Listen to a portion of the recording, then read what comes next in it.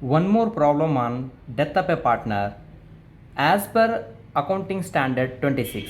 So ನಾನು ಇವತ್ತು ನಿಮಗೆ ಅಕೌಂಟಿಂಗ್ ಸ್ಟ್ಯಾಂಡರ್ಡ್ 26 ಪ್ರಕಾರ ಡೆತ್ ಆಫ್ ಎ ಪಾರ್ಟ್ನರ್ ಪ್ರಾಬ್ಲಮನ್ನು ಸಾಲ್ವ್ ಮಾಡ್ತಾ ಇದ್ದೀನಿ. ಸೊ ಹಾಗಿದ್ರೆ ಫಸ್ಟು ಕೇರ್ಫುಲಿ ಪ್ರಾಬ್ಲಮನ್ನು ನೋಡ್ತಾ ಹೋಗೋಣ. Ramesh, Prakash and Suresh were partners in a firm sharing profit and losses in the ratio of 5:3:2. 5 plus 3 plus 2. So their old profit sharing ratio 5/10, 3/10 and 2/10. On 31st March 2020 their balance sheet was as under. So ಅವರ ಹಳೆಯ financial ಇಯರ್ನ balance sheet ಇದೆ, balance ಶೀಟ್ನ ಕೊಟ್ಟಿದ್ದಾರೆ. And next Ramesh dead. So in this case partner Ramesh ಅನ್ನೋನು death ಆಗಿದ್ದಾನೆ on 30th September 2020. It was agreed his executor and surviving partners that. Yes, some of agreement ಆಗಿದೆ between death ಪಾರ್ಟ್ನರ್ನ executors ಮತ್ತು continuing ಪಾರ್ಟ್ನರ್ಸ್ಗಳ ಮಧ್ಯೆ ಏನೇನು ಅನ್ನೋದು ಕೆಳಗಡೆ ಕೊಟ್ಟಿದ್ದಾನೆ. ಎಸ್, ಫಸ್ಟ್ ಒನ್ ಹೇಳ್ತಾ ಇದ್ದಾನೆ goodwill to be valued at 2.5 years purchase. So in this case ಗುಡ್ ವಿಲ್ಲನ್ನು ಡೈರೆಕ್ಟಾಗಿ ಕೊಟ್ಟಿಲ್ಲ, ನಾವೇ ಈ the goodwill of the ಫರ್ಮನ್ನು ಕ್ಯಾಲ್ಕುಲೇಟ್ ಮಾಡಬೇಕು. And second one share of profit from the date of last balance sheet and till the date of death calculated on the basis of last year profit ಅಂತ ಹೇಳಿದಾನೆ. ಕಳೆದ ವರ್ಷದ means previous financial ಇಯರಲ್ಲಿ ಎಷ್ಟು profit ಗಳಿಸಿದ್ದಾರೆ ಅದನ್ನೇ consider ಮಾಡಿ ಪ್ರಾಫಿಟನ್ನು ಕೊಡ್ರಿ disease ಪಾರ್ಟ್ನರಿಗೆ ಅಂತ ಹೇಳಿದ್ದಾರೆ. And interest on capital to be allowed 12% per annum. So ಅವನ ಕ್ಯಾಪಿಟಲ್ ಬ್ಯಾಲೆನ್ಸ್ಗೆ ಇಂಟ್ರೆಸ್ಟ್ ಕೂಡ ಕೊಡಿ ಅಂತ ಹೇಳಿದ್ದಾರೆ. ಸೊ ಹಾಗಿದ್ರೆ ಸೊಲ್ಯೂಷನನ್ನು ಫೈಂಡ್ ಔಟ್ ಮಾಡ್ಕೊತ ಹೋಗೋಣ. ಏನು ಪ್ರಿಪೇರ್ ಮಾಡೋಕ್ಕೆ ಹೇಳಿದರೆ ರಮೇಶ್ ಕ್ಯಾಪಿಟಲ್ ಅಕೌಂಟ್ ಪ್ರಿಪೇರ್ ಮಾಡೋಕ್ಕೆ ಹೇಳಿದ್ದಾರೆ. ಸೊ ರಮೇಶ್ ಕ್ಯಾಪಿಟಲ್ ಅಕೌಂಟ್ ಹಾಕೋಣ. In this case last year balance ಶೀಟಲ್ಲಿ ಡಿಸೀಸ್ ಪಾರ್ಟ್ನರ್ ಕ್ಯಾಪಿಟಲ್ ಬ್ಯಾಲೆನ್ಸ್ ಇದೆ, ಅಲಾಂಗ್ ವಿತ್ ರಿಸರ್ವ್ ಫಂಡ್ ಕೂಡ ಇದೆ. ಬಟ್ ಅಡ್ಜಸ್ಟ್ಮೆಂಟಲ್ಲಿ there is no information regarding deceased partner capital balance and general reserve. So ಹಾಗಿದ್ರೆ ಏನು ಮಾಡಬೇಕು? Yes, 100% ನಾವು ಅವರ ಕ್ಯಾಪಿಟಲ್ ಬ್ಯಾಲೆನ್ಸು ಮತ್ತು any undistributed profit or reserve ಅನ್ನು deceased partner share profit sharing ratio ಪ್ರಕಾರ ಕೊಡಲೇಬೇಕು. ಸೊ ಫಸ್ಟು ಅವನ ಕ್ಯಾಪಿಟಲ್ ಬ್ಯಾಲೆನ್ಸನ್ನು ಬರ್ಕೊಳ್ಳೋಣ. ಸೊ ಡಿಸೀಸ್ ಪಾರ್ಟ್ನರ್ ಯಾರು? ರಮೇಶ್. ರಮೇಶ್ನ capital balance last year balance ಶೀಟಲ್ಲಿ ಎಷ್ಟಿದೆ? 30,000. ಸೊ 30,000ನ ಫಸ್ಟು ಬ್ರಾಡ್ ಡೌನ್ ಮಾಡ್ಕೊಳ್ಳಿ. ಆಫ್ಟರ್ ದ್ಯಾಟ್ ಜನರಲ್ ರಿಸರ್ವ್ ಕೂಡ ಮೀನ್ಸ್ ರಿಸರ್ವ್ ಫಂಡ್ ಕೂಡ ಇದೆ, ಅದನ್ನು ಕೂಡ ನೀವು deceased partner share of reserve fund ಎಷ್ಟು ಬರುತ್ತೆ ಅಷ್ಟು ಕೊಡಲೇಬೇಕು. ಸೊ ಟೋಟಲ್ ರಿಸರ್ವ್ ಫಂಡ್ ಇದೆ 6,000. ಆ deceased partner first partner Ramesh 5/10. So come 3,000 rupees ಇದೆ, ಇದನ್ನು ಕೂಡ ನಾವು ಕೊಡಲೇಬೇಕು. ಮೀನ್ಸ್ ಪ್ರಾಬ್ಲಮಲ್ಲಿ ಡೀಟೇಲ್ಸ್ ಅದ್ರ ಬಗ್ಗೆ ಕೊಟ್ಟಿಲ್ಲ, ಆದರೂ ಕೂಡ ನಾವು ಅದನ್ನು ಕ್ಯಾಲ್ಕುಲೇಟ್ ಮಾಡಿ ಆ deceased partner share of profit sharing ratio ಪ್ರಕಾರ ಹಂಚಲೇಬೇಕು. After that goodwill. Yes, in this case ಗುಡ್ ವಿಲ್ಲನ್ನು ಕ್ಯಾಲ್ಕುಲೇಟ್ ಮಾಡೋಕ್ಕೆ ಮೀನ್ಸ್ ಕ್ಯಾಲ್ಕುಲೇಟ್ ಮಾಡಿ ನಾವೇ ಎಷ್ಟು ಬರುತ್ತೆ ಗುಡ್ ವಿಲ್ ಆಫ್ ದಿ ಫರ್ಮನ್ನು ಕ್ಯಾಲ್ಕುಲೇಷನ್ ಮಾಡಬೇಕು. ಸೊ ಹಾಗಿದ್ರೆ ಅದಕ್ಕೊಂದು ವರ್ಕಿಂಗ್ ನೋಟ್ ಕೊಡೋಣ. Yes, working note calculation of goodwill formula. Goodwill equal to average profit into number of years purchase. So in this case goodwill amount is valued at 2.5 years purchase ಅಂತ ಹೇಳಿದಾನೆ. So 2.5 years purchase of average profit of the last 4 years. ಕಳೆದ 4 financial year profit ಇದೆ, ಅದನ್ನು average ಮಾಡಬೇಕು. ಆ ಬಂದಂಥ average ವ್ಯಾಲ್ಯೂಗೆ 2.5 years ಪರ್ಚೇಸನ್ನು multiplication ಮಾಡಿದರೆ so you will get the goodwill of the firm. So ಅದನ್ನೇ ಈಗ ಕ್ಯಾಲ್ಕುಲೇಷನ್ ಮಾಡೋಣ. ಸೊ ಗುಡ್ ವಿಲ್ ಬೇಕು ನನಗೀಗ. ಗುಡ್ ವಿಲ್ ಕ್ಯಾಲ್ಕುಲೇಟ್ ಮಾಡ್ಬೇಕಂದ್ರೆ ಆವ್ರೇಜ್ ಪ್ರಾಫಿಟ್ ಬೇಕು ಮತ್ತು ನಂಬರ್ ಆಫ್ ಇಯರ್ಸ್ ಪರ್ಚೇಸ್ ಬೇಕು. So number of years 2.5 years ಅಂತ ಹೇಳೋಣ. ಆವ್ರೇಜ್ ಪ್ರಾಫಿಟ್ ಕ್ಯಾಲ್ಕುಲೇಟ್ ಮಾಡಿ ಎಷ್ಟು ಬರುತ್ತೆ ನೋಡಬೇಕು. ಆವ್ರೇಜ್ ಪ್ರಾಫಿಟ್ ಈಕ್ವಲ್ ಟು ಎಷ್ಟು ವರ್ಷದ ಪ್ರಾಫಿಟ್ ಕೊಟ್ಟೋಣ? ಕಳೆದ 4 ವರ್ಷದ ಪ್ರಾಫಿಟ್ ಕೊಟ್ಟೋಣ. ಸೊ 4 ವರ್ಷದ ಪ್ರಾಫಿಟನ್ನು ತೊಗೊಳೋಣ. 12,000 16-17ನಲ್ಲಿ 12,000, 17-18ನಲ್ಲಿ 20,000, 18-19ನಲ್ಲಿ 13,000 ಆ್ಯಂಡ್ 1920 ಲಾಸ್ಟ್ ಫೈನಾನ್ಷಿಯಲ್ ಇಯರಲ್ಲಿ 15,000. So divided by total 1 2 3 4 years profit ಆಯಿತು. ಸೊ 4 ವರ್ಷದ ಪ್ರಾಫಿಟ್ಟು 60,000 ಡಿವೈಡೆಡ್ ಬೈ 4. ಸೊ ಹಾಗಿದ್ರೆ ಆವ್ರೇಜ್ ಪ್ರಾಫಿಟ್ ಬರುತ್ತೆ 15,000 ರೂಪಾಯಿ ಆವ್ರೇಜ್ ಪ್ರಾಫಿಟ್ ಇದೆ. ಈ ಆವ್ರೇಜ್ ಪ್ರಾಫಿಟನ್ನು into number of years purchase ಮಾಡಬೇಕು. ಇದ್ರೆ goodwill of the firm equal to goodwill of the firm ಅಂತ ಬರ್ತೀನಿ. So total goodwill of the firm ಇದು ಈಕ್ವಲ್ ಟು ಆವ್ರೇಜ್ ಪ್ರಾಫಿಟ್ ಸಿಕ್ತು 15,000 ಇಂಟು ನಂಬರ್ ಆಫ್ ಇಯರ್ಸ್ ಪ್ರಾಬ್ಲಮಲ್ಲಿ ಹೇಳಿದಾನೆ 2.5 ಇಯರ್ಸ್ ಪರ್ಚೇಸ್ ಅಂತ ಹೇಳಿದ್ದಾನೆ. So 2.5 years 2.5 years purchase. So ಹಾಗಿದ್ರೆ total goodwill of the firm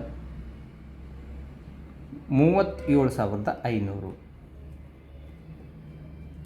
ಇದು ಗುಡ್ವಿಲ್ ವ್ಯಾಲ್ಯೂ ಆಯಿತು, total goodwill of the firm ಆಯಿತು. ಹಾಗಿದ್ರೆ deceased partner share of goodwill ಎಷ್ಟು ಅದನ್ನು ಕ್ಯಾಲ್ಕುಲೇಷನ್ ಮಾಡಬೇಕು.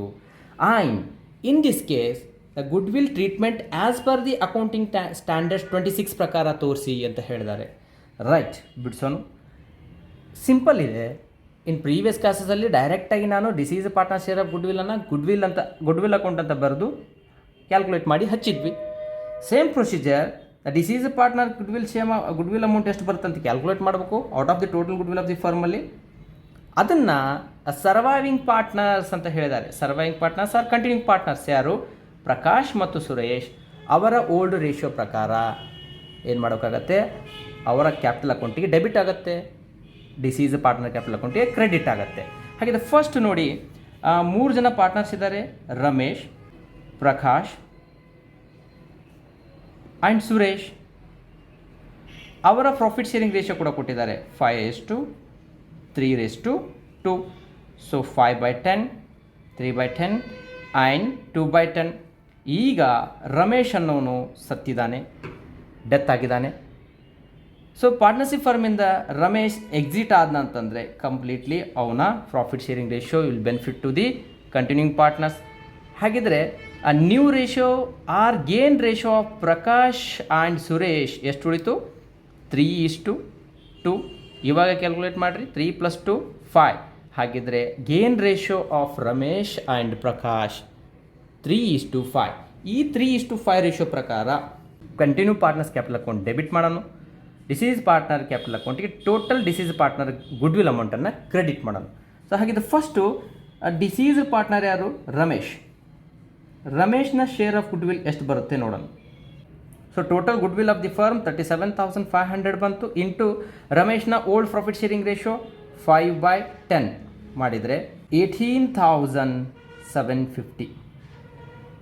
ಸೊ ಇದು deceased partner share of goodwill amount.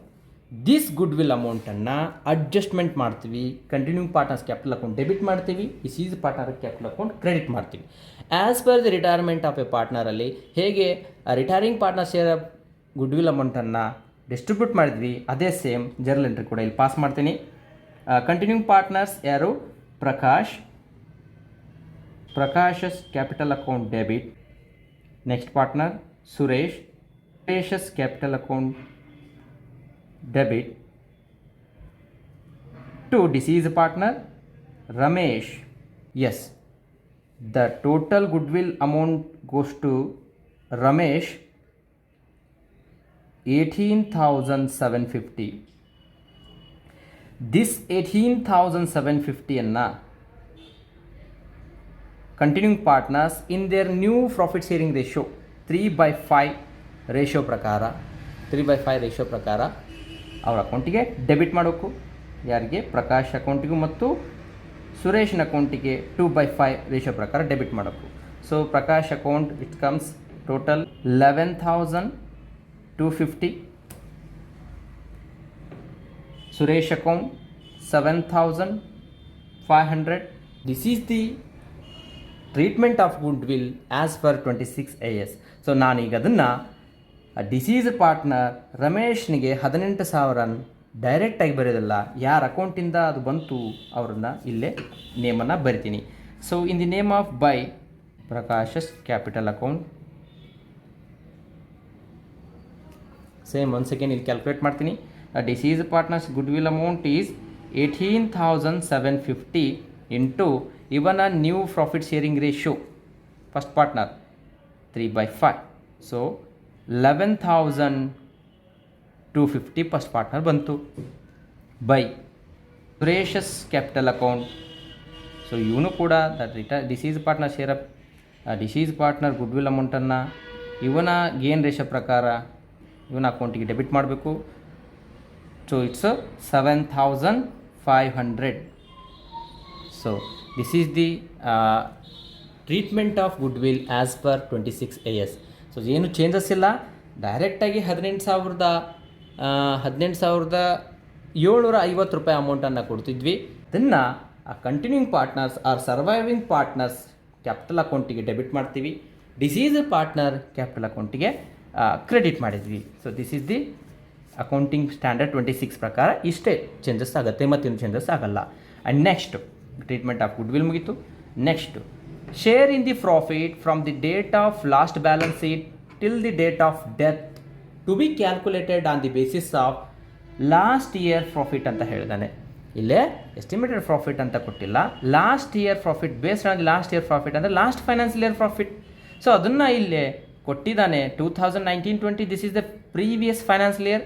ಆ ವರ್ಷ ಅವರು 15,000 ಪ್ರಾಫಿಟನ್ನು ಗಳಿಸಿದ್ದಾರೆ. ಈಗ ಆ ಡಿಸೀಸ್ ಪಾರ್ಟ್ನರ್ ಶೇರ್ ಆಫ್ ಪ್ರಾಫಿಟನ್ನು ಕೂಡ ಕ್ಯಾಲ್ಕುಲೇಟ್ ಮಾಡಿರಿ based on the last year profit ಅಂತ ಹೇಳಿದ್ದಾನೆ. Okay, profit and loss account, profit and loss suspense account 15,000. Okay, total profit of the firm. ಇದರಲ್ಲಿ deceased partner share 5/10 and month is consideration ಮಾಡಬೇಕು. Yes, the date of last balance sheet till the date of death ಎಷ್ಟು month ಅವನು work ಮಾಡಿದ್ದಾನೆ partnership ಫರ್ಮಲ್ಲಿ ಇದ್ದ, yes calculation ಮಾಡಿರಿ. April, May, June, July, August, September ಹಾಗಿದ್ರೆ total 6 month ಅವನು partnership ಫರ್ಮಲ್ಲಿ ಇದ್ದಾನೆ, ಪಾರ್ಟ್ನರ್ಶಿಪ್ ಫರ್ಮಲ್ಲಿ ವರ್ಕ್ ಮಾಡಿದ್ದಾನೆ. ಹಾಗಿದ್ರೆ ಅದನ್ನು 6/12 ಮಾಡ್ತೀವಿ. 3,750 deceased partner share current year profit 3,750 ಬಂತು. ನೆಕ್ಸ್ಟ್ ಇಂಟ್ರೆಸ್ಟ್ ಆನ್ ಕ್ಯಾಪಿಟಲ್ ಕೂಡ ಕೊಡಿ ಅಂತ ಹೇಳೋಣ. ಎಸ್, ಕ್ಯಾಲ್ಕುಲೇಟ್ ಮಾಡಿರಿ ಬೈ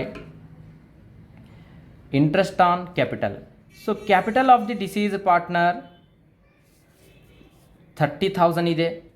ಈ 30,000 ಮೇಲೆ ಎಷ್ಟು percentage? 12%. 12/100 into month. Yes, 100% month consider ಮಾಡಿರಿ ಇಲ್ಲೇ. 6/12. So total 1,800. ಸೊ ಮತ್ತೇನಾದರೂ ಕ್ಯಾಲ್ಕುಲೇಷನ್ ಅಡ್ಜಸ್ಟ್ಮೆಂಟ್ಸ್ ಏನಾದ್ರು ಇದ್ದಾವೆ ನೋಡಿ. ಯಾವುದೇ ಥರ ಅಡ್ಜಸ್ಟ್ಮೆಂಟ್ಸ್ ಇಲ್ಲ. ಹಾಗಾದರೆ ಆ ಡಿಸೀಸ್ ಪಾರ್ಟ್ನರ್ ಟೋಟಲ್ ಅಮೌಂಟ್ ಎಷ್ಟಾಯಿತು ಟೋಟಲ್ ಮಾಡಿರಿ. 30,000 30 + 3 + 11,250 7,500 and 3,750 and 1,800. So total 57,300. 57,300. This total amount will goes to Ramesh's executor account. Final balancing figure 57,300.